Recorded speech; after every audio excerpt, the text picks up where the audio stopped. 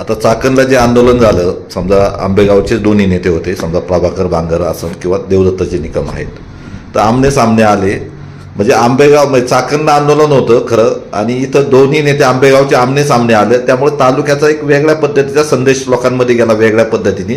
काही दोन्ही नेते आले इथं आंदोलनाला दुसऱ्या तालुक्यात आणि एकमेकाशी भांडतात, तर कसं हा योग्य आहे का, काय वाटतं? नाही, अजिबात नाही. माझं भांडणही आजही कोणाशी नाही. मी परत एकदा सांगतो, मनसरला त्यांनी आंदोलन केलं बाजार समितीमध्ये लिलाव बंद करण्याचं, त्या ठिकाणी मी शेजारीच राहिला आहे. त्याच्यामुळे मी गेलो असतो तिथं, पण मला नाही जायचं. मला काही गोष्टी त्यांच्या माने नाही. आम्ही आणि राहिला प्रश्न कोणाच्या मागं फरफटत जायला आम्ही मोकळे नाही.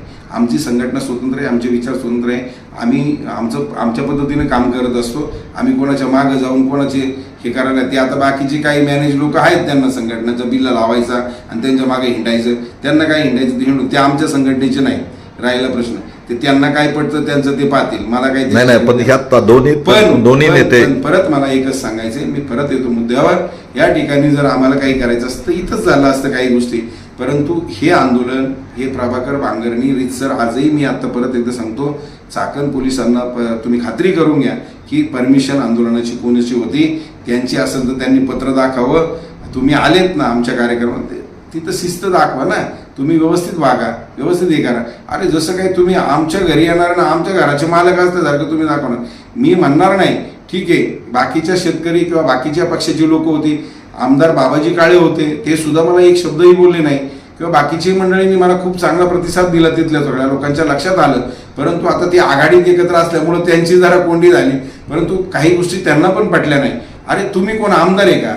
शेजारी शरददादा आमदार आहेत, इकडे बाबाजी काळे आमदार, किंवा खासदार अमोल कोल्हेंनी लीड करावं काय? आपल्याला तुम्ही कोण आमदार आहे का, कोण आहे? तुम्ही प्रत्येक ठिकाणी जाता, मिस नेता, आपलीच टिमकी वाजवता, हे आम्हाला मान्य नाही ना. आणि राहिला प्रश्न, आम्हाला तुमच्या राजकारणाचं घेणं देणंच नाही. आमची बांधिलकी शेतकऱ्याशी, आम्ही प्रामाणिकपणाने ते आंदोलन त्या ठिकाणी ठेवलं होतं. आम्ही तुमच्या भानगडीत आहे का कुठं? तुम्ही तिथं यायचं, जरा शिस्तीत यायचं, शिस्तीत राहायचं, शिस्तीत वागायचं, बाकीचा विषयच काय होता. त्यांनी आंदोलनात सहभाग घेतला, पण त्यांनी अशी एवढी आक्रमक भूमिका घेतली नाही ना देवदत्त निकम. लक्षात घ्या, हे सगळं प्री प्लॅनिंग असतं. आपण गप्प राहायचं आणि बाकीचे अंगावर सोडायचे आमच्या. आणि अशी किती आली तर आम्ही फरक काय पडतो? आतापर्यंत लई जण अंगावर घेतलेत नाही प्रभाकर बांगरनी, हे काय मला नवीन आहे का? आणि भुकणारी कुत्री चावत नसतं, चावली तर त्याचा बंदोबस्त कसा करायचा ते पाहू. ती आम्हाला काही नवीन नाही, आम्ही त्या बाबतीत माहीर आहे. त्यामुळं ते बाकीच्यांना पिकअप करायचं आणि स्वतः गप राहायचं म्हणजे मी फार सभ्य आहे असं दाखवण्याचा हा प्रकार आहे. त्यामुळं फरक नाही पडत.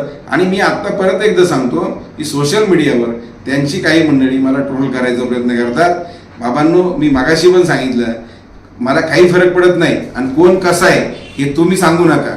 तुमची यांची कुंडली जर आम्ही काढायला गेलो तर मग मात्र मला सगळं काढावं लागेल. मग तुमच्या भानगडी सगळ्या आम्हाला सगळं माहिती, परंतु आम्हाला अजूनही आम्हाला कोणाचं सांगून आमची जीभ विटाळून घ्यायची नाही. पण तुम्ही शिस्तीत वागा, शिस्तीत राहा. तुमचा सोशल मीडिया जो आहे तो नीट सांभाळा, नीट वागा, कुणावर खोटेनाटे आरोप करू नका. मी परत एकदा सांगतो, जो खानदान बापाची पायदास असेल त्यांनी पुराव्यानिशी हे सिद्ध करून दाखवा, आपण म्हणेल ती शिक्षा घ्यायला तयार आहे.